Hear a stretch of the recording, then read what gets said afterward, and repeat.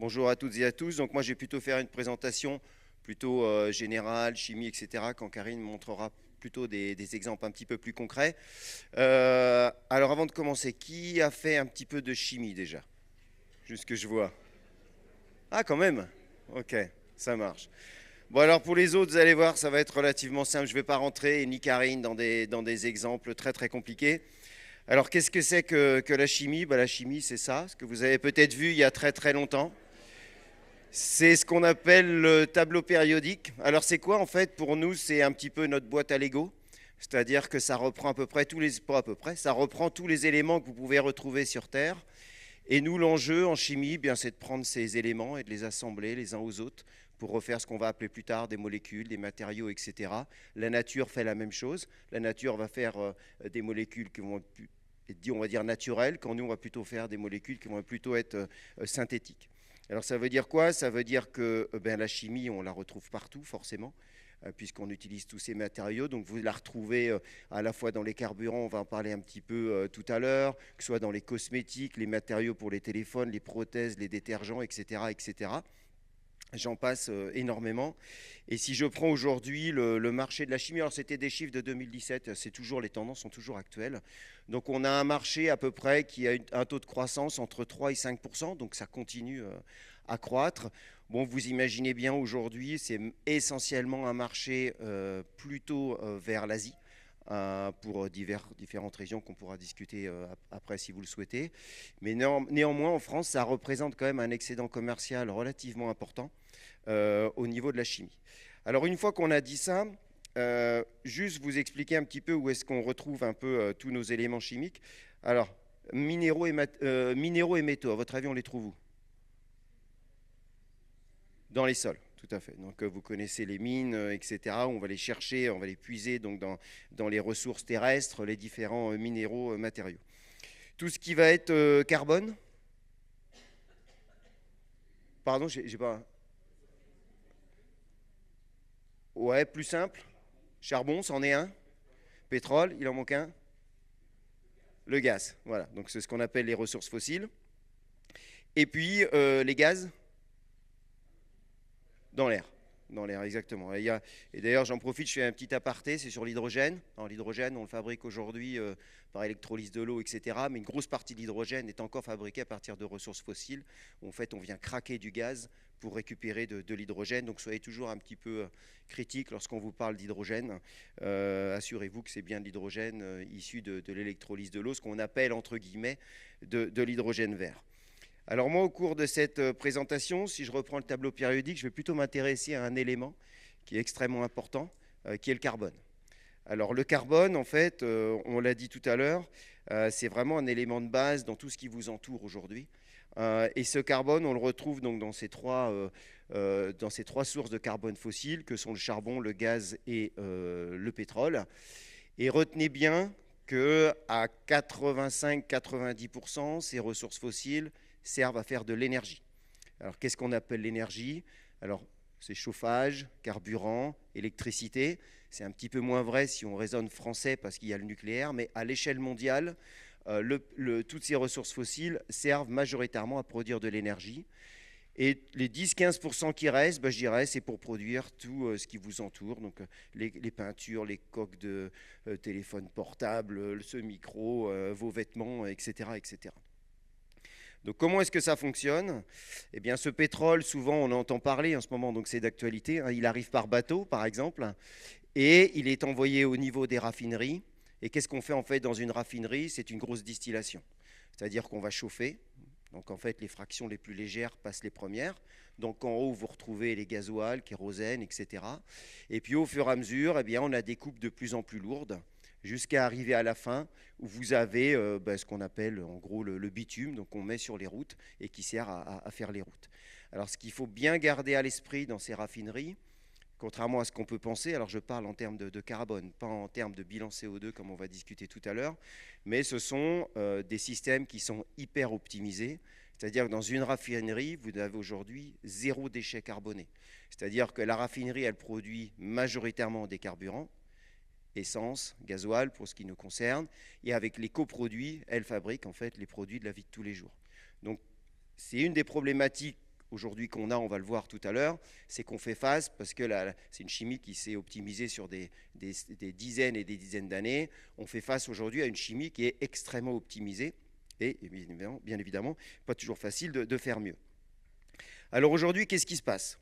Eh bien, il y a plusieurs choses. La première chose, c'est qu'on est de plus en plus nombreux sur Terre, vous voyez à gauche. Donc, vous voyez, en 1950, on était 2,5 milliards.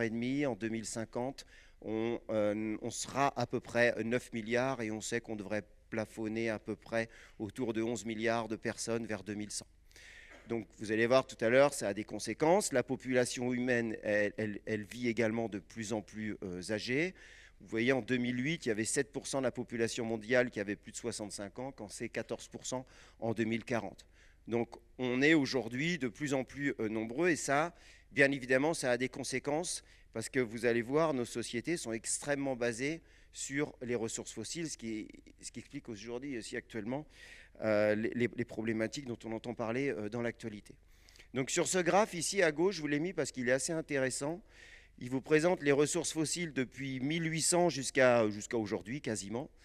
Et on voit que dans les années 1800, entre 1850 et 1900, on a découvert le charbon. Donc on a commencé la chimie sur le charbon, avec peut-être le gaz à l'eau, des choses comme ça qui vous parlent. Ensuite est arrivé l'avènement du pétrole, donc plutôt en orange. Et puis ensuite le gaz. Donc, ce qui est intéressant de voir là-dessus, quand on vous parle de transition énergétique, vous voyez qu'ici, il n'y a pas eu du tout de transition, en fait. Comme on est de plus en plus nombreux, en fait, on revient remettre une strate sur une strate existante. Et en fait, vous voyez, on pourrait suivre la population, en fait, sur la Terre, et on a des consommations qui sont de plus en plus importantes. Aujourd'hui, pour vous donner un ordre d'idée, je vais vous donner une échelle, ça va vous représenter mieux tout à l'heure. On consomme 100 millions de barils de pétrole par jour, juste de pétrole, hein. Alors un baril, exactement, ça fait 159 litres, donc c'est un baril comme vous pouvez le voir, l'imaginer. Et aujourd'hui, 100 millions de barils par jour, ça fait quoi? Ça fait que si je les mets bout à bout, on fait 1,5 fois le tour de la Terre par jour. Je pense que c'est important de donner quelques échelles. Ou si on les empile, alors ça, ce n'est pas des chiffres à nous, hein, c'est des chiffres de comment s'appelle, l'Association pour l'énergie. Si on les met bout à bout, ça fait une hauteur de 76 000 km de haut. Donc vous imaginez, ce sont des volumes qui sont gigantesques. Et encore là, je ne vous parle que de pétrole. Je ne vous parle pas de charbon ou de gaz. On est sur une des trois ressources. Donc le message, c'est de dire que bien évidemment, on consomme énormément de ressources fossiles sur la planète.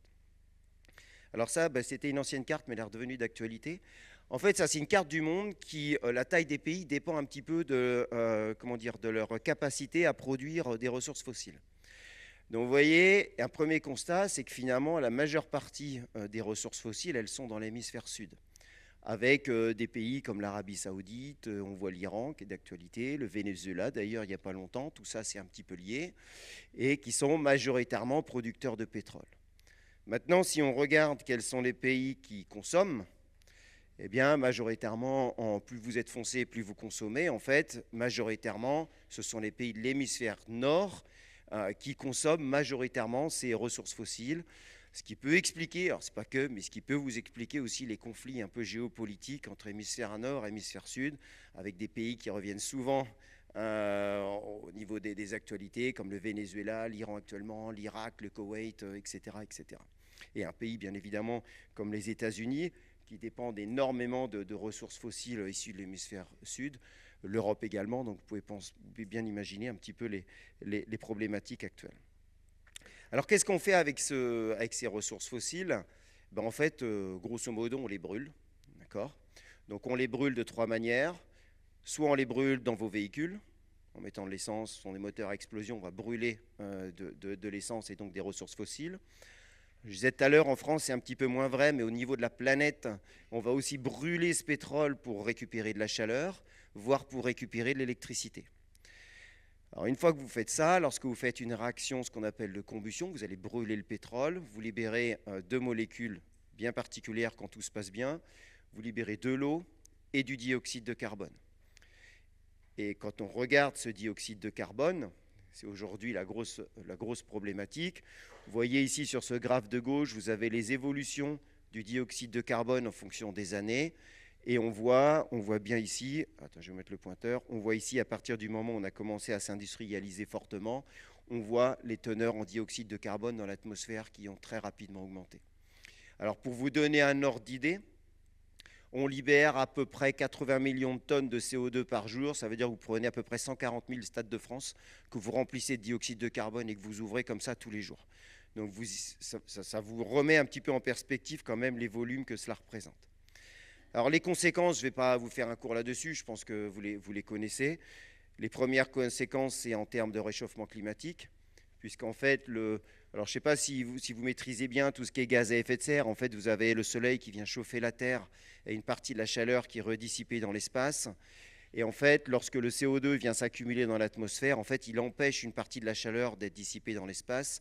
Il sert un petit peu de couverture et en fait, la température sur le globe chauffe.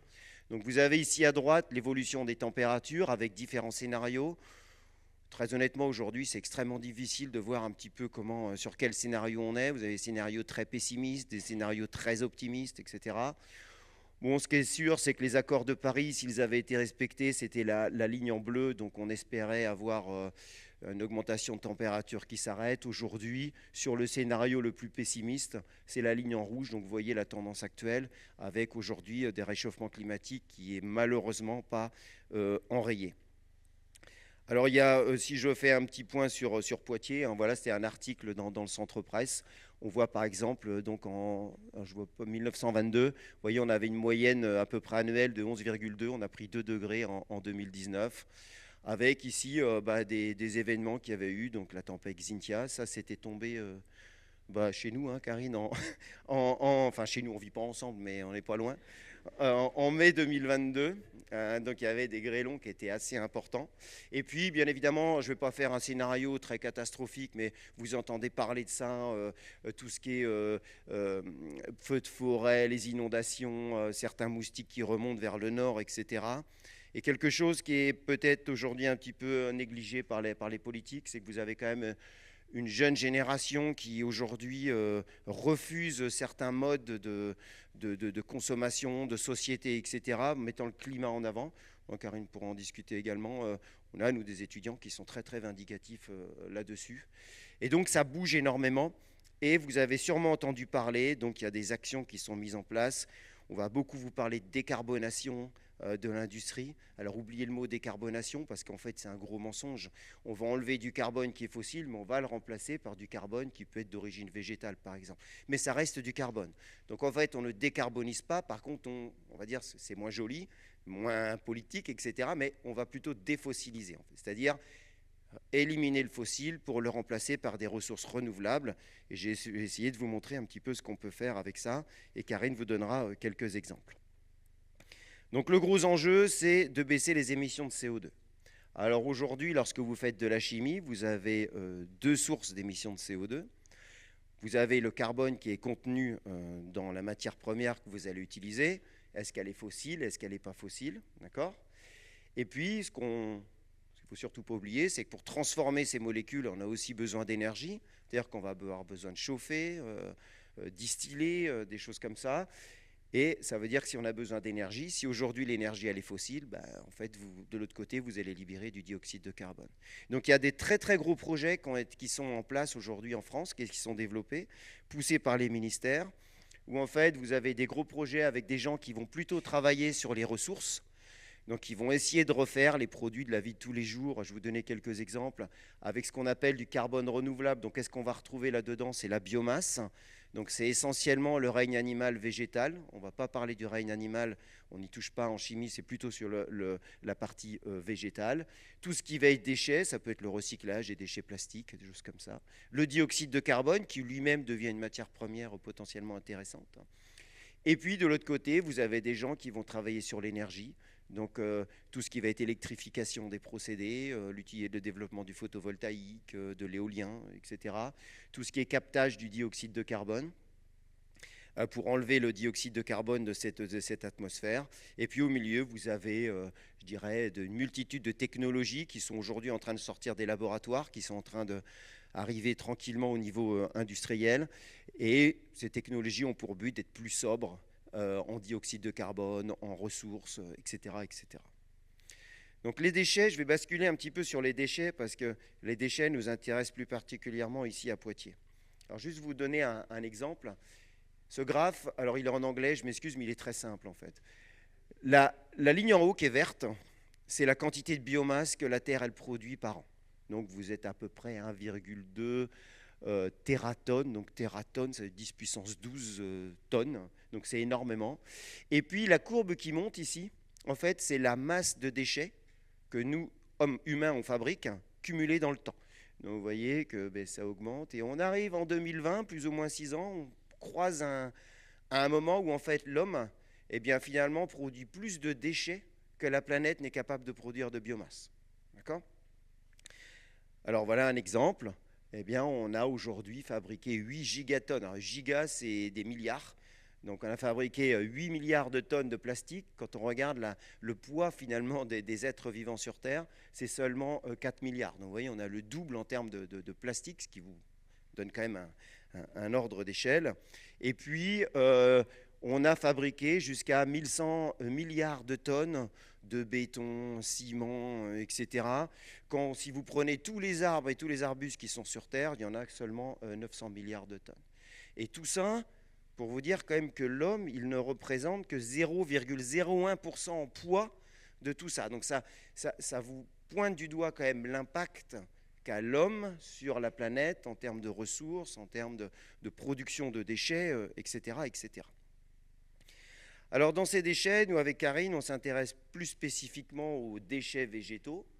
Vous en avez plusieurs. Vous avez les déchets de l'industrie de la forêt, de l'agriculture, du bois, le papier, les plastiques. Malheureusement, on ne devrait pas en avoir, mais il y en a. Tout ce qui est déchets alimentaires, qui d'ailleurs, je fais une parenthèse, vous voyez les échelles, représentent quand même la plus grosse partie de nos déchets. Hein. Donc, et voilà. Donc ça, nous, avec Karine, on essaye de regarder un petit peu ce qu'il y a. Alors, nous à Poitiers, mais on n'est pas les seuls, hein, vous imaginez, dans le monde à regarder ça, et à regarder si on peut les avoir un petit peu comme matière première. Alors le but là, c'est de vous montrer un petit peu ce qu'on peut faire avec cette biomasse. Mon but, c'est justement de ne pas vous dire qu'on peut tout faire avec cette biomasse, vous montrer qu'il y a du potentiel. Il y a aussi certaines limites. Vous ne faites pas embarquer dans certains discours qui, en fait, tiennent pas la route. Et je vais vous montrer ce qu'on peut faire et également ce qu'on ne peut pas faire. Donc si je prends la biomasse, si je veux faire de la chimie à partir de biomasse, je vous ai dit tout à l'heure, on a à peu près 900 milliards de tonnes d'arbres et d'arbustes sur la planète. Bien évidemment, l'ensemble de cette biomasse, on ne peut pas l'utiliser pour la chimie. Pourquoi ? Parce qu'il y en a une partie qui n'est pas accessible. On ne va pas aller chercher de la biomasse au sommet des montagnes, etc. Vous avez une deuxième partie qui est le transport. Ça coûte cher de transporter de la biomasse, donc je pense que vous et moi, on n'est pas prêts à payer un plein d'essence à 6 ou 7 euros le litre à cause du transport. Et puis, il y a un autre point important, c'est quand même que cette biomasse, elle a une action directe sur le climat, puisqu'elle est là aussi pour réguler le climat. Donc bien évidemment, il n'est pas question d'aller récolter toute cette biomasse pour demain faire des carburants, les produits qui vous entourent, etc. Et je dirais que même si on voulait le faire, ce n'est pas possible. Parce qu'en fait, si on regarde aujourd'hui les stocks de biomasse qu'on vraiment on aurait pour aller faire de la chimie et faire de l'énergie, on est entre 6 et 18 milliards de tonnes par an. C'est à peu près ce qu'on consomme par jour en pétrole. Donc vous voyez, autant vous dire qu'aujourd'hui, vous ne laissez pas embarquer dans des discours, vous dire qu'avec la biomasse, on va remplacer le pétrole, c'est faux et archi faux. Je pense que dans le domaine de l'énergie, c'est tout ce qui va être éolien, le nucléaire en fera partie. C'est pour ça qu'on parle beaucoup de mix énergétique. Je pense que la biomasse, elle servira plutôt dans la chimie pour faire un petit peu les produits de la vie de tous les jours. L'autre aspect qu'on regarde également énormément, c'est finalement lorsqu'on utilise ces déchets végétaux, est-ce qu'on fait les choses mieux ? Alors il faut vraiment se poser la question, puisqu'il y a des fois, bien évidemment, et ça on le regarde, hein, est-ce qu'on va conduire à de la déforestation ? Est-ce qu'on va conduire à de l'érosion de la biodiversité ? Est-ce qu'on va conduire à des problématiques d'accessibilité de l'eau ? Est-ce qu'on n'exploite pas de l'autre côté de la planète des hommes, des femmes, des fermiers, des enfants pour aller récupérer cette biomasse, et souvent dans l'hémisphère sud également, et qu'on vient rapatrier en hémisphère nord ? Donc voilà, tous ces aspects, c'est ce qu'on appelle l'analyse de cycle de vie. C'est-à-dire que nous, les industriels, en fait, vont analyser tout le cycle de vie d'une molécule, j'irai de la graine jusqu'au déchet, jusqu'au moment à la fin de vie. C'est-à-dire à la fin de vie, est-ce qu'il va dans l'environnement, comme un shampoing par exemple, et il doit être biodégradable, donc c'est-à-dire dioxyde de carbone, eau, ou alors est-ce qu'on va pouvoir le recycler, c'est-à-dire que là, il ne doit surtout pas se biodégrader, on va le récupérer et le ramener au départ pour le réutiliser. Donc tout ça, c'est bien développé. L'histoire, comme vous l'avez dit tout à l'heure, dans les années 80, ça a pas mal démarré et ça a beaucoup démarré avec les huiles végétales. Alors vous avez sûrement entendu parler à une époque, on pouvait faire le plein dans les voitures avec les huiles, etc. Alors faites surtout pas si vous avez des moteurs HDI, etc. Le truc, pourquoi on s'est intéressé aux huiles, c'est qu'en fait les huiles, quand on est chimiste et qu'on regarde une huile, elle a une structure qui est très très proche de ce qu'on peut retrouver dans le pétrole. Donc c'est pour ça que finalement votre moteur de voiture, finalement, il peut s'accommoder assez facilement d'huile végétale. Alors moyennant les problèmes de viscosité, etc. des huiles, mais d'un point de vue chimie, on a une structure très proche qui fait que finalement, on est très rapidement parti, la communauté scientifique, sur les huiles parce que finalement, on pouvait utiliser ces huiles sans grand changement majeur de technologie. Bien évidemment, vous pouvez l'imaginer, on est limité avec ces huiles parce que ces huiles, on les mange aussi. Donc à un moment, il faut choisir, soit rouler, soit manger. Et donc les huiles aujourd'hui sont majoritairement utilisées pour des applications en cosmétique, des choses donc des petits volumes. Alors vous avez du diester qu'on appelle, si vous faites le plein au gasoil à la pompe, vous avez un petit peu de diester, ce qu'on appelle sont des chaînes grasses. Mais néanmoins, l'Europe impose pas plus de 5%. C'est pour des raisons très techniques, c'est qu'en fait, on n'a pas les surfaces cultivables pour le faire et on ne va pas affamer toute la population pour remplir les réservoirs. Alors l'autre source qui a mis un petit peu plus de temps à émerger, c'est ce qu'on appelle les déchets de biomasse. Alors nous, quand on va regarder un déchet de biomasse, un arbre, en fait, quand vous êtes chimiste, on voit à peu près 75% de sucre. Et la question, c'est de se dire, finalement, avec ce sucre qui est dans la biomasse, et Karine vous montrera un exemple tout à l'heure, c'est est-ce qu'on peut refaire de la chimie avec ces sucres? Donc, vous en avez ici quelques exemples. Hein. Vous avez du bois, de la paille. Ici aussi, c'est l'industrie forestière. Si on prend du papier aussi recyclé, on peut avoir jusqu'à 85% de sucre. Si vous connaissez la cellulose, nous, la cellulose, par exemple, que vous retrouvez dans le coton, etc., c'est majoritairement un enchaînement de glucose. Et la question, c'est ça, c'est de se dire, est-ce que je peux refaire de la chimie? Le truc, c'est que là, cette fois-ci, on va avoir des molécules qui vont être beaucoup plus complexes que ce qu'on avait l'habitude d'avoir avec la pétrochimie. Ça veut dire qu'aujourd'hui, on n'a pas le recul scientifique nécessaire pour aller transformer ces sucres comme on était capable de transformer du pétrole, du charbon ou du gaz naturel. Donc ça prend du temps en fait. Il faut que les gens comprennent que de switcher du tout fossile à du tout renouvelable, par exemple sur des déchets de biomasse, eh bien ça prend énormément de temps. Le pétrole, ça s'est développé sur 60-80 ans. Donc voilà, on ne peut pas en 10 ans complètement basculer. Alors néanmoins, il y a quand même des choses qui existent, ça s'accélère. Vous avez ce qu'on appelle les concepts, pour faire l'analogie par rapport à une raffinerie, se montent aujourd'hui ce qu'on appelle des bioraffineries. Donc vous en avez une qui est dans le nord de la France, à Paumac-le-Bazincourt. Donc qu'est-ce qu'on fait? Bien, les déchets arrivent au niveau de cette biomasse, au niveau de cette raffinerie. On va fractionner pour séparer les trois constituants majoritaires de ces déchets, qu'on va appeler la cellulose, que vous connaissez pour faire du papier. En fait, c'est ni plus ni moins qu'une papeterie, ce que je vous montre. En fait, ici, vous récupérez la cellulose dans les papeteries, c'est parti pour faire le papier. Les hémicelluloses, c'est ce qu'on appelle un peu les liqueurs noires chez un papetier. Donc généralement, ça, ce sont des solutions aqueuses qui sont extrêmement riches en sucre. Et puis la troisième fraction qu'on appelle la lignine, c'est ce qui donne un petit peu la couleur brune aux arbres, etc. Ça, aujourd'hui, on ne sait pas trop quoi en faire. Donc en fait, on la brûle pour fournir de l'énergie à la bioraffinerie pour pas qu'elle dépende du pétrole. D'accord? Et donc les sucres, en fait, sont ici. Donc ils représentent à peu près 75% de ces déchets de biomasse. Et la question, c'est est-ce qu'on peut faire des produits chimiques à partir de ces sucres? Alors en tant qu'académique, je vais vous dire oui. Retenez pas les noms barbares. Mais en fait, tout ça, c'est pour vous dire qu'en fait, nous, au niveau académique, dans les laboratoires CNRS universitaires, etc., On sait faire une multitude de produits chimiques à partir des sucres. On peut même refaire la plupart des produits chimiques que vous connaissez à partir du pétrole. Si je vous dis ça, vous imaginez bien qu'il y a un loup derrière. Et en fait, le truc, c'est qu'une fois qu'on va passer au niveau industriel, donc ici, vous avez en fait, ici, ce qu'on appelle, nous, les niveaux de TRL sont les niveaux de maturité des projets. C'est-à-dire que ici, vous êtes au niveau du laboratoire, et ici, ça arrive chez vous, c'est commercial. D'accord ? Donc en fait, on s'aperçoit que bien qu'on ait des milliers de publications sur des produits biosourcés qui existent aujourd'hui, on s'aperçoit que finalement, le nombre d'exemples qui arrivent à l'échelle industrielle, qui arrivent chez vous, en fait, il y en a pas beaucoup. Alors, vous avez sûrement entendu parler de l'éthanol. Et encore, l'éthanol, c'est compliqué. Il survit à coût de subventions publiques, mais on a du mal aujourd'hui à faire de l'éthanol à un coût compétitif. Juste pour vous donner un ordre d'idée, l'essence en raffinerie, il sort à 33 centimes d'euros du litre. L'éthanol, il sort à 1,20 €. Donc vous imaginez bien que si on commence à appliquer les mêmes taxes sur l'éthanol qu'on applique sur l'essence, bah vous multipliez par 4 ou 5 et ça fait à peu près votre prix lorsque vous irez faire le plein à la pompe. D'accord ? Ah bah là, ça va faire mal. Pourquoi, à votre avis, c'est si compliqué? Je suis sûr que vous avez la réponse. Pourquoi c'est compliqué lorsqu'on est chimiste de faire de la chimie avec les sucres? Est-ce que quelqu'un peut... Un truc très simple.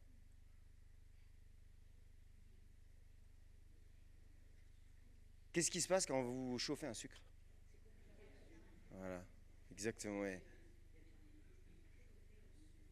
Ouais, il y a... Ah oui, des sucres, il y en a plein. Effectivement, il y a plusieurs familles, suivant comment ils sont orientés, etc. Nous, alors c'est une bonne remarque, nous, ce qu'on appelle sucre, en fait, c'est un mot très général. En fait, derrière ce mot sucre, il y a énormément de sucre. On peut vous en donner. Il y a le glucose qui est le plus connu, le fructose que vous connaissez peut-être. Après, il y en a plein d'autres. Je ne vais pas rentrer dans les détails parce qu'ils ont dextrose, mannose, tout ce que vous voulez. Et en fait, donc, la difficulté, nous, c'est ça, c'est qu'en fait, lorsque vous chauffez un peu trop du sucre, eh bien, vous formez du caramel. Et lorsque vous faites du caramel dans un réacteur, alors Karine va vous montrer un exemple, hein. Lorsque vous formez du caramel dans un réacteur, alors ça peut être bien si vous voulez fabriquer du caramel, ce qui était le cas pour le projet que vous présentez Karine, mais ce n'est pas bien lorsque vous ne voulez pas former de caramel. Alors voilà un exemple, alors je ne vais pas rentrer dans les détails, mais en fait lorsqu'on va travailler avec un industriel, il travaille quand même avec des solutions assez concentrées en sucre. Donc vous imaginez, vous avez pas mal de sucre dans votre casserole avec de l'eau, hein, c'est la même chose. Et on chauffe à 160 degrés. Bon, qu'est-ce qui se passe? Ce que vous avez à peu près dans le tube à côté, là, ça devient extrêmement noir, très rapidement. Tout ce qui est noir, c'est des produits en fait de dégradation. Donc bien évidemment, celui qui achète le sucre, il n'a pas envie de fabriquer des produits de dégradation. Et vous voyez ici, ça c'est la photo des milieux réactionnels. Et on voit, vous voyez, que les milieux de réaction se colorent très rapidement. En fait, on forme des espèces de goudrons qui viennent se coller partout. Et en fait, vous empoisonnez complètement les réacteurs, etc. Donc très rapidement, ça s'arrête. D'accord? Et donc, qu'est-ce qu'on fait? À votre avis, pour éviter de faire du caramel, qu'est-ce qu'on fait si vous cuisinez? Alors, on chauffe pas trop, mais il n'y a pas le choix, il faut qu'on chauffe. J'ai entendu la réponse à tout à l'heure. On met de l'eau, on dilue. Donc, en fait, c'est ce qu'on fait. Donc, nous, on dilue, on remet plus d'eau, alors ça marche. On ne fait pas de caramel. Mais le problème, lorsque vous faites ça, c'est qu'en fait, vous traînez des quantités d'eau extrêmement importantes. Et pour un industriel, c'est problématique parce qu'en fait, lui va raisonner. Alors lui, il raisonne en productivité de réacteur. C'est-à-dire qu'il va regarder la masse de produits que je vais faire par unité de volume et par heure. D'accord? Donc vous imaginez bien, si j'ai un réacteur grand comme la pièce et que je lui mets un grain de sucre, majoritairement, là, il va commencer à nourrir au nez, il va nous dire, attends les gars, moi, vous me faites plutôt de la dépollution de l'eau que vraiment de la transformation de mon sucre. Donc, qu'est-ce qui se passe? C'est qu'à la fin, malheureusement, on est obligé d'éliminer cette eau. Et éliminer de l'eau, ça coûte très cher, parce qu'il faut chauffer, vous avez besoin d'énergie, on continue, énergie, elle est fossile, donc ça veut dire que de l'autre côté, vous émettez du dioxyde de carbone. D'accord? Donc en fait, il y a un graphe qui est très intéressant, qui est celui-ci. Alors retenez pas les petits noms, c'est pas forcément ça le plus important. Ici, vous avez en fait, donc tout ça, c'est des intermédiaires en chimie. D'accord? C'est des noms de produits chimiques, retenez que c'est juste des noms. Ici, vous avez la quantité de CO2 que vous émettez pour fabriquer ce produit-là à partir de ressources fossiles. Et en ordonnée ici, vous avez la quantité de CO2 que vous émettez si vous faites ces mêmes intermédiaires par voie biosourcée. Donc si j'en prends un, par exemple, Eh ben, il n'y a pas l'éthanol là-dedans. Eh ben, si par exemple l'éthanol est là, bon, on voit que grosso modo, en fait, le but du jeu, c'est d'être en dessous de cette ligne pour être positif en CO2. Donc, on voit que les produits biosourcés sont plutôt en dessous de cette ligne, donc c'est plutôt favorable. Mais en fait, ce n'est pas si favorable que ça. Ça dépend aussi du sourcing. Vous voyez celui qui s'appelle ADA là-haut, là. Pour votre info, c'est ce qu'on appelle l'acide adipique. Et on voit ici, en fait, ben, aussi en fonction du sourcing, si vous partez de sirop de canne ou de sirop de maïs, vous voyez, vous pouvez avoir des bilans CO2 qui s'envolent parce que vous pouvez avoir des cultures aussi beaucoup plus intensives, etc. Et en fait, ce qui se passe aujourd'hui, c'est que je dirais qu'une partie du carbone qu'on économise parce qu'on va utiliser des déchets, eh ben on le perd de l'autre côté parce qu'on a des procédés extrêmement énergivores, beaucoup plus énergivores que ce qu'on a aujourd'hui à partir du fossile. Et ça s'explique tout simplement que les procédés ne sont pas encore assez matures aujourd'hui, comme on a avec le pétrole, pour faire ces transformations dans des conditions extrêmement propres. Donc tout ça, c'est ce que je disais tout à l'heure, tout ça, ça prend du temps. Alors, on grignote du CO2 d'année en année, mais voilà, ça prend un petit peu de temps. Donc la grande question pour nous, hein, c'est de convertir très proprement des solutions concentrées de sucre. Ça, c'est vraiment la grande question, nous, dans nos laboratoires. C'est plutôt de travailler avec des jus hyper dilués de sucre, c'est être capable de concentrer de manière à ce que derrière, on puisse produire et que vous puissiez aussi consommer à des coûts raisonnables. Donc aujourd'hui, où est-ce qu'on retrouve ces molécules biosourcées ? On les retrouve plutôt dans des marchés plutôt à haute valeur ajoutée, parce que comme les technologies sont chères, ben on répercute sur la marge. Donc vous allez les retrouver dans les isolants. Les secteurs, c'est essentiellement la cosmétique, l'automobile. Vous allez retrouver les détergents. Et il m'en manque un, tout ce qui est matériaux de construction. Donc c'est vraiment les 4 secteurs aujourd'hui qui tirent cette chimie biosourcée. Je suis sûr que si vous allez chez Leroy Merlin ou Casto, vous allez regarder les nouvelles peintures, il y a énormément qui sont biosourcées. Il y a beaucoup de voitures aujourd'hui dont les tableaux de bord sont faits à partir de molécules biosourcées. Nous, on a des contrats aussi au labo avec Michelin, par exemple, où ils regardent refaire des pneus pneumatiques à partir de ressources végétales, etc., etc. Vous avez un bateau ici qui était le bateau Arkema, qui était complètement en fibre de carbone. Ah, je suis inversé là. Qui était complètement en fibre de carbone, donc fait à partir de déchets végétaux. Donc aujourd'hui, c'est quand même un chiffre d'affaires à peu près 10 milliards d'euros par an, la chimie biosourcée. Alors, c'est rien hein, par rapport au chiffre d'affaires de la chimie globale. Ça a plutôt une bonne image auprès du consommateur. J'attire votre attention quand même, prenez du recul parce qu'un produit biosourcé, ce n'est pas forcément toujours un produit durable. Donc attention, il y a aussi beaucoup de greenwashing derrière où on voit énormément de labels, etc. sur, je sais pas, éco-carb, certifié, machin, etc. Prenez du recul là-dessus. On a aujourd'hui, pour des raisons de coût, à peu près 11% des matières premières qui sont d'origine végétale. Donc on en a encore 89% qui sont d'origine fossile. Alors on grignote hein, au fur et à mesure. Voilà, vous voyez, bah, c'est écrit là. Voilà. On a un taux de croissance qui est à peu près de 5%, qui va être estimé à peu près à 15% d'ici 2035. Donc la part du biosourcé est de plus en plus importante. Mais la condition, c'est bien évidemment de développer des procédés qui soient le moins énergivores possible. Donc voilà un petit peu le panorama où on en est sur cette chimie biosourcée. J'espère que vous avez réussi un petit peu à suivre, mais de toute façon, je reste là pour les questions après.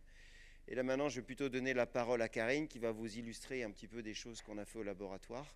Et vous allez sûrement retrouver des choses de la vie de tous les jours. On l'applaudit. On l'applaudit. Ouais.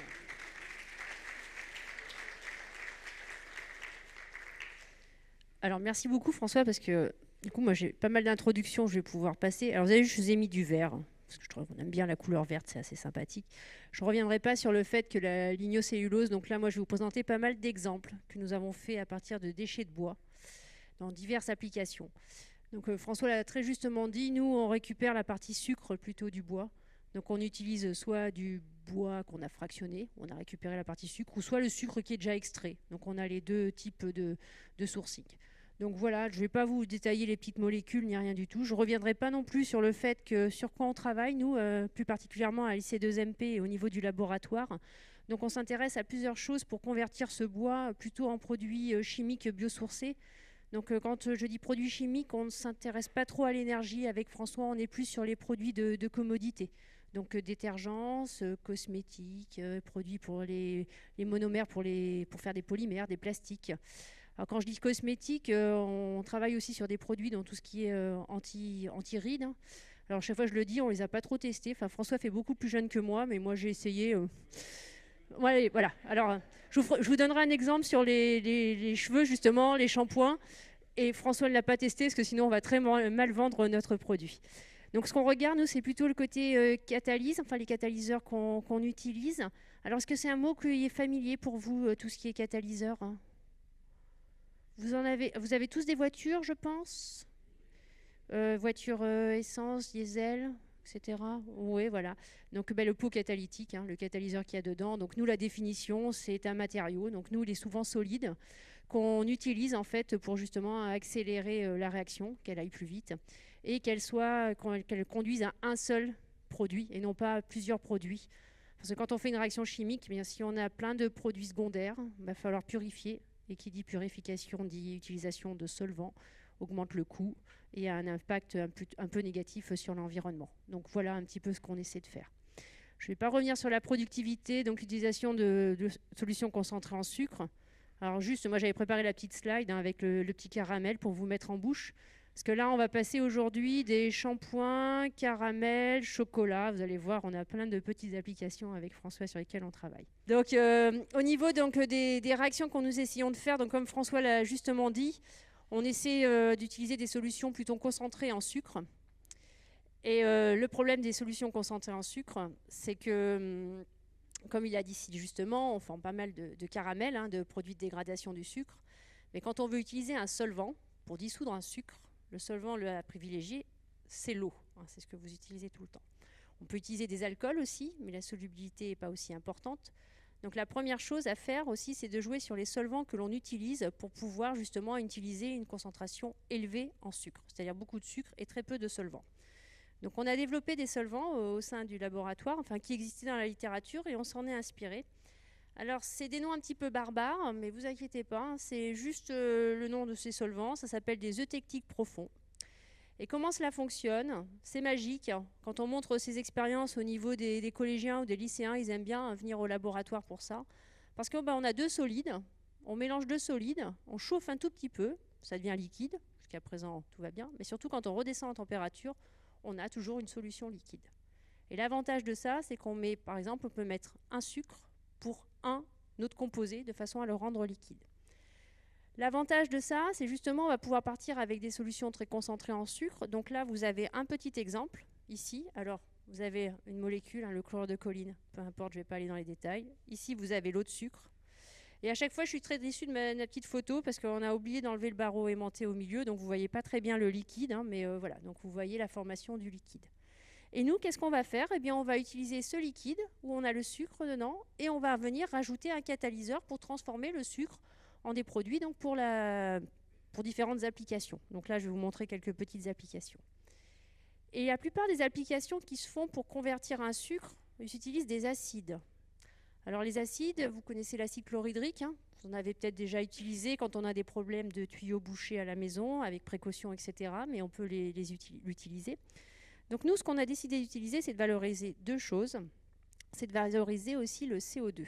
François a très justement montré en fait qu'on a un dégagement de CO2, gaz à effet de serre, hein, le dioxyde de carbone. Donc là, l'idée en fait, c'est d'introduire du CO2 dans notre solvant qui contient le sucre. Et en fait, ce CO2, il réagit avec l'eau pour former un acide, alors qu'on appelle dans notre jargon, nous, l'acide carbonique, peu importe, hein, c'est une formation d'un acide, et qui va nous permettre de transformer le sucre ici en ce produit-là, qui peut être utilisé alors un petit peu pour les biocarburants, mais surtout comme solvant, après par la suite, et comme polymère, c'est-à-dire monomère pour faire des polymères par la suite, ce qui nous intéresse nous. Donc on a utilisé ce CO2. L'avantage, c'est que le CO2, c'est un gaz, on l'introduit dans notre réacteur, la réaction se fait, et après, qu'est-ce qu'on fait? On enlève le CO2, et on peut récupérer la solution que l'on a obtenue et notre produit désiré. Donc, on n'est pas polluant. Vous allez me dire, on n'utilise pas beaucoup de CO2, on peut le recycler hein, à chaque fois, donc ça c'est quand même quelque chose d'important. Et on arrive à produire cette molécule ici, qui s'appelle le 5-hydroxyméthylfurfural. Je vous donne quelques petits noms barbares, parce que si on ne donne pas de noms barbares en chimie, ça ne serait pas drôle. Hein. Donc on vous en donne quelques-uns quand même. Donc là, il y a le CO2, et puis je vous montre un autre petit, toujours le même exemple, hein, avec ces solvants atypiques, donc les eutectiques profonds. Vous avez donc la partie CO2 que je vous ai montrée ici pour arriver à cette molécule. Mais aussi avec François, on a fait une étude avec ce qu'on appelle l'hydrochlorure de bétaïne, un autre petit nom barbare, qui est issu en fait de l'industrie de la betterave. Donc là, c'est un double intérêt parce qu'actuellement, ils n'en font pas grand-chose. En fait, ils l'épandent dans les champs. Et nous, on avait eu l'idée en fait de récupérer cette molécule hein, qui est là, alors, un peu barbare aussi, mais peu importe, qui est acide et qui permet justement, quand on l'introduit à notre mélange réactionnel, de convertir le sucre dans la molécule désirée. Donc ça, c'était un des exemples qu'on avait fait, réalisé. Ça fonctionnait plutôt bien. Et j'ai une petite question pour vous. À votre avis, pourquoi ce n'est pas utilisé à l'échelle industrielle? Pourquoi notre procédé est resté à l'échelle laboratoire? On a une solution concentrée de sucre, on recycle, on utilise des produits biosourcés. À votre avis? Exactement. Parce que nous, on a notre paramètre dans notre cahier des charges. Alors François n'a pas trop parlé, mais nous, quand on va avoir des industriels, il faut que ça soit vraiment pas onéreux du tout. Et donc là, c'est une autre problématique parce qu'on peut avoir un procédé respectueux de l'environnement qui utilise des matériaux biosourcés ou on recycle. Mais si le coût est trop élevé, bien avant d'être mis sur le marché, il va falloir vraiment montrer que notre produit a un avantage par rapport à ce qui se fait. Donc là, on a aussi cette problématique-là pour le développement à l'échelle industrielle. Et puis dans la même chose, dans la même situation, vous savez, dans la partie sucre, François vous a parlé de cellulose, hein, coton, et il vous a donné une autre où il appelait ça les liqueurs noires, les hémicelluloses. Et donc là, on a récupéré une fraction de sucre, et puis vous voyez, on était plutôt à obtenir cette molécule, toujours avec des solutions concentrées en sucre. Donc vous pouvez voir ici, on a la partie, on va dire, où on a les petites molécules qui réagissent, et on arrive à extraire assez facilement la molécule désirée.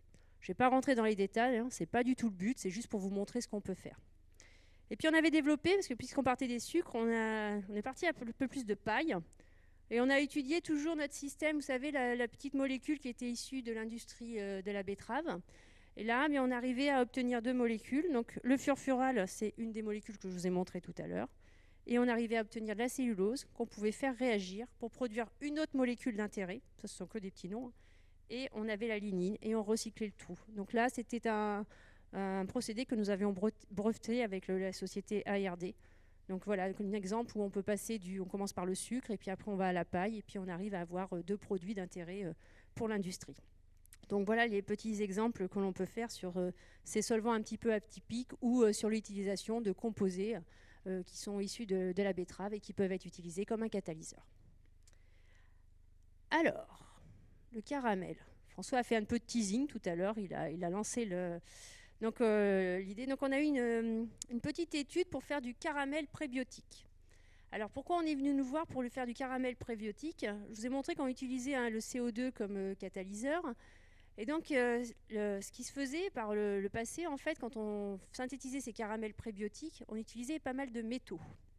Le problème, c'est qu'à la fin, dans le caramel prébiotique, c'était difficile d'extraire tout le métal que l'on avait utilisé. Donc il y avait des petites proportions de métal qui restaient.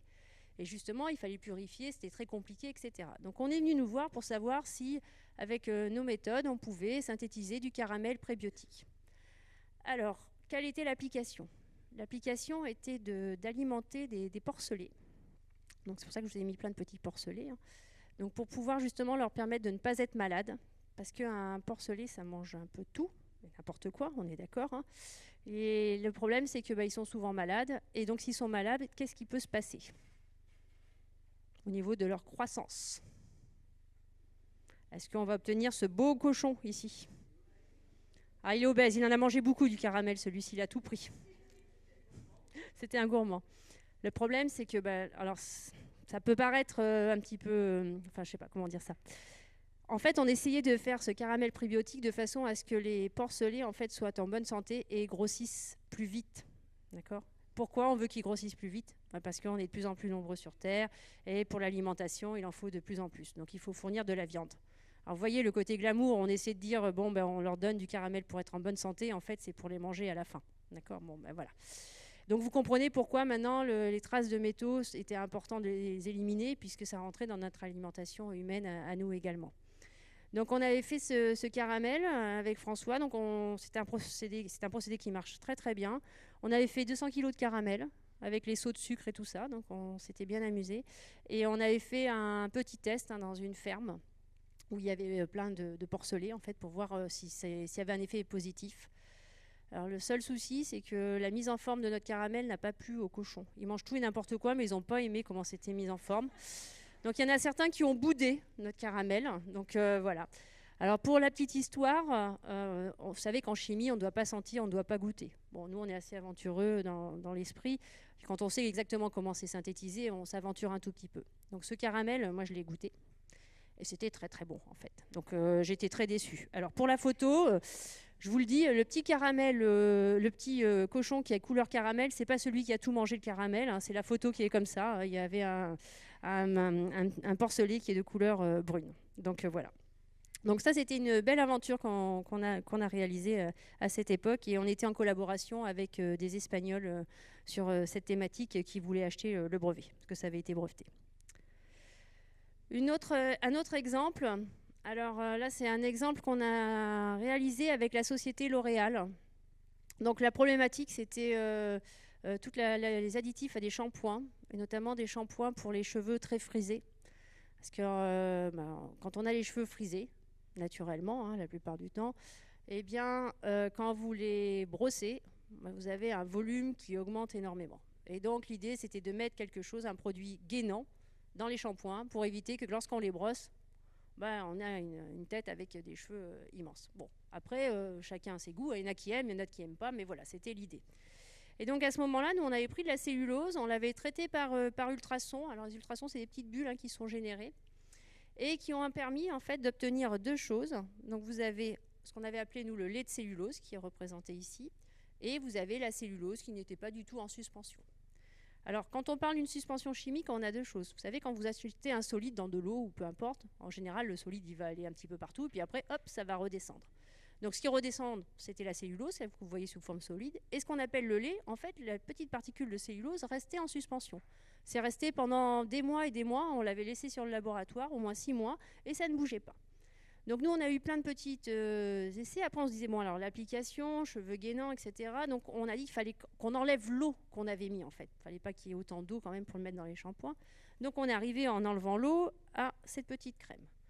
Alors je sais que François s'était amusé à mettre la crème un petit peu sur ses mains pour voir si ça avait une quelconque activité. Bon, tu as toujours ta main, je n'ai pas vu de changement, donc tout va bien. Et si on continuait en fait à enlever l'eau, qu'est-ce qui se passait? On avait ce petit film là, vous voyez la petite image. Et ça, en fait, pour le cheveu, ça peut être intéressant parce que vous lavez vos cheveux, l'eau va sécher, va s'en aller, et vous allez avoir en fait le cheveu qui va être complètement gainé. Donc ça pouvait être intéressant pour l'application. Donc L'Oréal a fait des tests sur différents types de cheveux. Donc là, vous avez le cheveu non traité. Lorsqu'on le brosse, vous voyez, le volume s'étend. Il avait essayé aussi sur les petits cheveux frisés, donc avec les bigoudis. On avait fait plusieurs essais. Et en fait, on s'était rendu compte à ce moment-là que ça permettait d'avoir, quand on faisait les petits bigoudis, un démêlage assez facile, que les cheveux avaient un effet volume qui était diminué. Donc on avait une application assez simple, justement, en utilisant de la cellulose, donc du coton, que l'on met dans l'eau avec ce procédé ultrason. L'histoire ne nous dira pas si cette technologie a été utilisée pour mettre tous ces produits dans leur shampoing. Parce que nous, on s'était arrêté là, donc on ne sait pas après, parce que c'est eux qui ont l'explication. Nous, on avait développé le procédé, donc on n'a pas eu la suite par rapport à ce développement. Donc si vous avez des personnes qui ont des cheveux frisés et qui achètent de type de shampoing et que ça gaine, pensez à nous, peut-être qu'il y a cette cellulose qui était traitée et qui est gainant, qui est totalement donc biosourcée pour le cas, et peu onéreuse dans ce cas-là. Alors toujours avec nos procédés, donc je vous ai montré un petit peu les solvants, l'utilisation du CO2, donc l'utilisation des ultrasons, et on développe, depuis quelques années, maintenant ça fait une bonne dizaine d'années avec François, on développe des technologies de broyage. Alors quand on pense broyage, je pense que vous connaissez tous le mortier pilon. On peut l'utiliser en cuisine, on broie un petit peu, donc ça, pas de problème. Donc bien entendu, nous au niveau chimique, ça existe, des mortiers pilons, on peut faire des réactions avec des mortiers pilons. Vous imaginez quand une réaction dure, on va dire 1 à 2 heures, si on doit faire le mortier pilon, je pense qu'on aurait pas mal de jeunes qui partiraient du laboratoire, qui nous diraient qu'on est complètement fou. Donc il y a quand même des procédés qui sont automatisés. Donc là, c'est un autre type de broyeur qui vous est présenté ici. Donc vous avez un bol en fait, avec plein de petites billes qui sont mises à l'intérieur. Et en fait, quand vous faites tourner le bol dans un sens, les billes vont tourner dans l'autre sens. Et en fait, ces billes vont venir se choquer, entrer en collision les unes avec les autres, qui va faire qu'en fait, quand elles entrent en collision, c'est comme si vous frottez deux cailloux, vous avez un petit peu de chaleur qui est dégagée. Et donc ces billes, quand elles rentrent en collision, elles vont dégager de la chaleur. Françoise vous a très bien expliqué qu'en fait, on a besoin d'énergie, on a besoin d'une température pour faire les réactions. Donc nous, grâce à ça, en fait, on arrive à avoir la température localement qui permet de faire la réaction. L'avantage de cette technique, c'est qu'on n'est pas obligé, nous, on n'utilise pas du tout de solvant, c'est des poudres qu'on utilise. Et la cellulose, les sucres, ici du bois, c'est de la poudre. Donc là, on n'a pas besoin d'utiliser les solvants et on peut récupérer le produit à la fin par cette technique. Donc, on avait réalisé pas mal de petites études en partant de paille, de cellulose, de sirop de sucre très concentré. On avait utilisé un catalyseur. Je ne vais pas vous donner plus de détails, mais on avait réussi donc à obtenir des dérivés de sucre. Et en fait, en greffant une autre partie sur la molécule, on avait obtenu des tensioactifs, donc ce que l'on met dans les détergents, tout ce qui permet de faire mousser, etc. Donc, on avait réussi à faire quelque chose de 100% biosourcé, avec un catalyseur qu'on recyclait et pareil, qu'on pouvait utiliser plusieurs matières premières. Alors ça c'est pareil, cette technologie a été brevetée en 2015 je pense. Donc là maintenant je pense qu'elle est arrivée dans le domaine public si mes souvenirs sont bons, parce qu'on est en 2026. Donc voilà, donc vous voyez on vous montre un petit peu différentes technologies qu'on arrive à breveter à l'échelle du laboratoire. Et là c'est pareil, on est toujours en association avec des industriels, donc Solvay et la société ARD avec laquelle on travaille pas mal. Donc toujours un autre exemple, on continue. François vous a montré plein de petites que la chimie était partout. On a ce qu'on appelle des aromatiques, c'est cette belle molécule qui en fait est obtenue à partir du pétrole. Benzène, toluène, xylène, ce pas des molécules qui vous parlent un petit peu. Normalement, c'est pas toujours d'un côté positif, qu'on en entend parler, mais voilà. Donc ça c'est ces petites molécules qui peuvent être obtenues et en fait elles ont différentes applications. Notamment dans l'industrie polymère, donc c'est celle qui nous intéresse le plus. On développe pas mal de monomères justement pour l'industrie polymère par la suite. Et là, le cahier des charges qu'on nous avait donné à l'époque, c'était de synthétiser une molécule qui permettait de synthétiser des polymères par la suite, et tout ça à partir de carbone renouvelable, donc à partir de déchets de bois. Alors on n'est pas tout à fait parti à partir des déchets de bois cette fois-ci. On est parti à partir de dérivés, donc le furfural, quand je vous ai montré la synthèse précédemment. Donc là, vous avez une petite synthèse par la voie pétrolière, on va dire, carbone fossile. Et là, on a développé une synthèse qui permettait en fait d'aller directement à cette molécule, donc cette aromatique ici, peu importe le petit nom, je ne vais pas vous donner le petit nom non plus. Et l'avantage, c'est qu'on n'avait pas de déchets et le seul coproduit qu'on obtenait, c'était de l'eau. Alors quand on obtient de l'eau, nous, on est toujours vigilants, parce que l'eau, il suffit qu'elle soit un tout petit peu polluée, faut la traiter par la suite.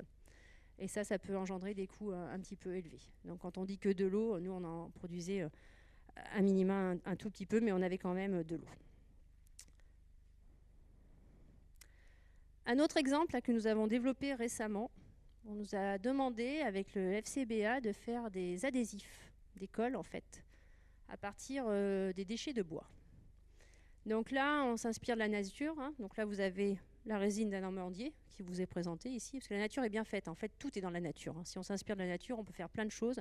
Sauf que je crois que la nature, des fois, elle est meilleure que nous. Elle sait mieux faire les choses que nous. Il faut vraiment qu'on l'appréhende et il faut qu'on aille...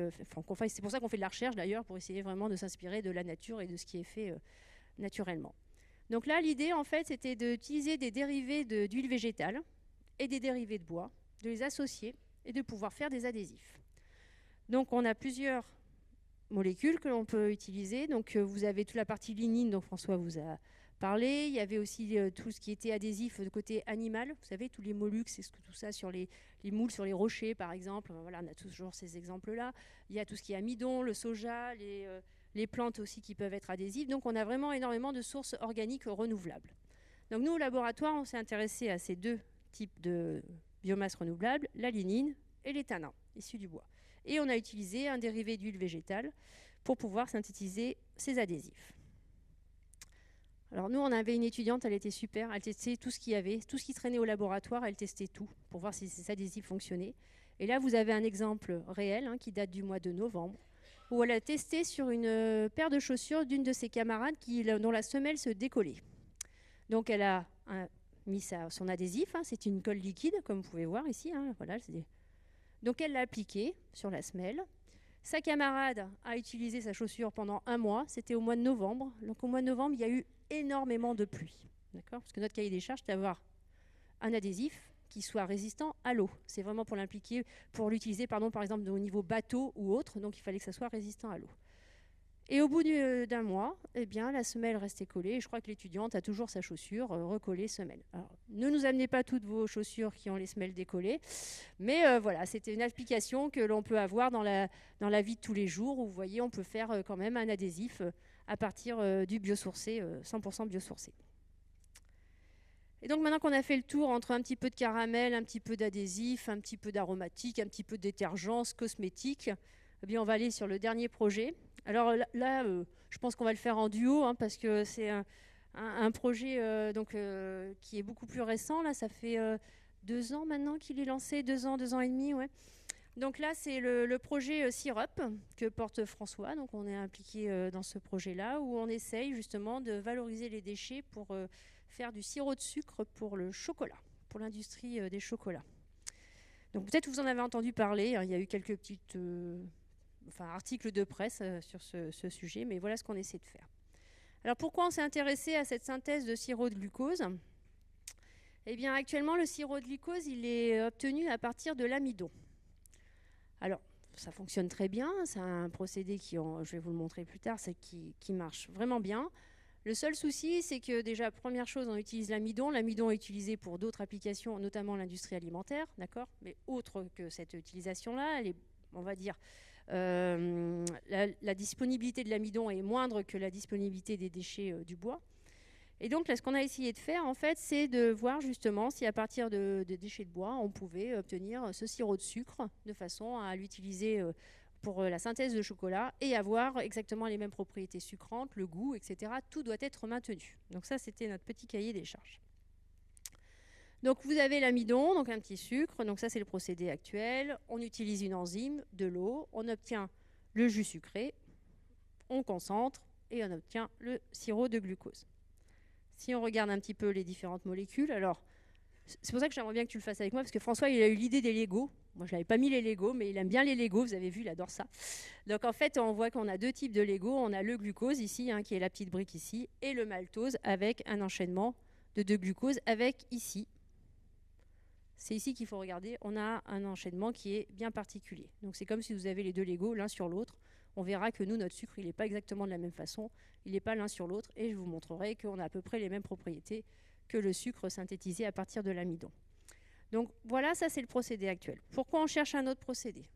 Bien, tout d'abord, ce procédé, le côté positif, il est très sélectif, il n'y a pas de coproduits. On utilise des denrées alimentaires, on va vers des denrées alimentaires, ça ne posera pas de souci. Mais comme on l'a vu précédemment, ce qui est utilisé au niveau du sucre, c'est une concentration très faible en fait. On est toujours pareil avec nos idées d'avoir beaucoup de sucre dans l'eau. On a aussi donc le fait à la fin, si vous voulez du sirop de glucose, il va falloir enlever l'eau. Si on enlève l'eau, ça coûte de l'énergie. Donc voilà, donc ça c'est une autre problématique. Et donc on va avoir une production qui est un peu plus faible au niveau de ce sirop de sucre. Donc, conséquence, un impact sur le coût. Vous savez, c'est toujours une histoire, hein, la balance entre environnement, société, coût. Alors, je ne vous le cache pas, voilà, on en est toujours à ça. Donc, ici, vous avez donc le sirop de glucose tel qu'il est produit actuellement à partir de l'amidon. Et là, vous avez le procédé qu'on a mis en place. Donc, je ne dévoilerai pas le procédé aujourd'hui, parce que voilà, breveté, on est en train de le maturer, mais voilà un petit peu comment ça fonctionne. Vous retrouvez toujours la petite brique, le petit glucose. Et vous voyez la différence entre le maltose qui est ici, où on a, je ne sais pas si vous voyez bien, mais ça représente une brique pour nous. Je suis désolée, je ne suis pas gauchère, je devrais me mettre comme ça, ce sera plus simple. Là, vous avez la petite brique. En dessous, vous avez l'autre. Et là, si vous regardez, c'est exactement les mêmes briques, sauf qu'au lieu qu'elles soient comme ça, elles sont l'une à côté de l'autre. Et ça, en fait, ça donne des propriétés d'un point de vue chimique qui sont très différentes et qui permettent justement, nous, d'identifier que ça, c'est le sucre qu'on fabrique. Et que si on essaie de nous copier, si on forme ce sucre-là, c'est que ça vient qu'on a utilisé notre technologie. Je vous donne un petit peu l'idée comment on brevette les choses. Donc, Ça fonctionnait plutôt pas trop mal. Donc là, on a les petites applications. Donc vous avez vu, hein, vous avez le petit bois avec la petite fourchette et le couteau. On est prêt à manger nos chocolats. Et l'avantage de ça, c'est qu'on a justement, on peut utiliser des solutions assez concentrées en sucre. Mais surtout, en fait, on a un agent sucrant donc, qui a le même goût. Et en fait, ce type d'enchaînement, pour ces deux petites briques de Lego, en fait, fait que en fait, ce sucre pourrait être utilisé dans tous les produits diététiques. Puisque en fait, ce type d'enchaînement fait que notre organisme en fait, ne le coupe pas, en fait, ne le digère pas comme couperait ce qui vient de l'amidon. C'est pour ça que quand vous mâchez du papier, je pense qu'on l'a tous fait quand on était petit, enfin une grande majorité. Vous savez, on prend des petites boules de papier, je ne sais pas pourquoi, on a plein d'idées quand on est petit, on essaie de tout manger. Et donc on prend, bien là, ça, on ne le digère pas. Et bien, c'est à cause de ça, de cet enchaînement qui est différent entre l'amidon et la cellulose. Donc là, on arrive à avoir un produit qui a un effet sucrant, mais qui peut être utilisé comme pour des gammes diététiques. Alors, attendez, hop, voilà. Donc, il y a eu des petits tests. Voilà, je peux peut-être te donner la parole, qu'on a fait avec la société Fink, qui ont été réalisés. Voilà, donc ça, c'était des petites guimauves. Vous voyez, on fait aussi pas mal de cuisine. Alors ça, on doit dire que c'est pas nous, hein, c'est quelqu'un de chez Fink qui a fait toutes ces petites synthèses à partir de notre sucre de glucose. Donc on voit que ça tient bien. Donc nous, on s'était amusé à faire le CNRS parce que le CNRS finance la maturation du projet, donc on leur donne un petit peu de publicité. Et puis on avait fait aussi l'utilisation pour des tests en chocolat, des muffins. On a fait pas mal de petites choses. Et on voit qu'en fait, ça se incorporait bien dans les recettes. Il n'y avait pas de changement de goût, ni de structure, ni de couleur. Donc là, on avait quand même un sirop de glucose qui respectait le sirop de glucose produit actuellement à partir de l'amidon. Alors pareil, normalement, on ne doit pas goûter. Bon, nous, on a goûté. Et on a fait des tests à l'aveugle. On avait fait des tests avec plein de petits carrés pour savoir en fait si c'était le sirop qui provenait de l'amidon ou le sirop qui provenait des déchets de bois. Et donc on avait goûté et en fait honnêtement, il faut peut-être avoir un palais plus développé que le nôtre, mais nous on ne voyait pas du tout la différence au niveau des sucres. Donc là, on est en pleine maturation avec François. Donc peut-être que vous entendrez un jour parler du projet Sirop avec du nouveau sirop de glucose dans vos chocolats. Alors bien sûr, je vous rassure, quand on dit coproduit du bois, ce n'est pas des déchets qu'on a ramassés n'importe où, etc. Je vous rassure, vous pouvez manger le chocolat sans aucun problème. Donc voilà. Mais je pense que j'ai fait le tour pour tous ces petits exemples. Alors je suis restée très sommaire, hein, je m'excuse, mais si vous voulez plus de détails, avec grand plaisir pour en discuter avec vous. Et puis je pense qu'avec François, on vous remercie énormément pour votre attention.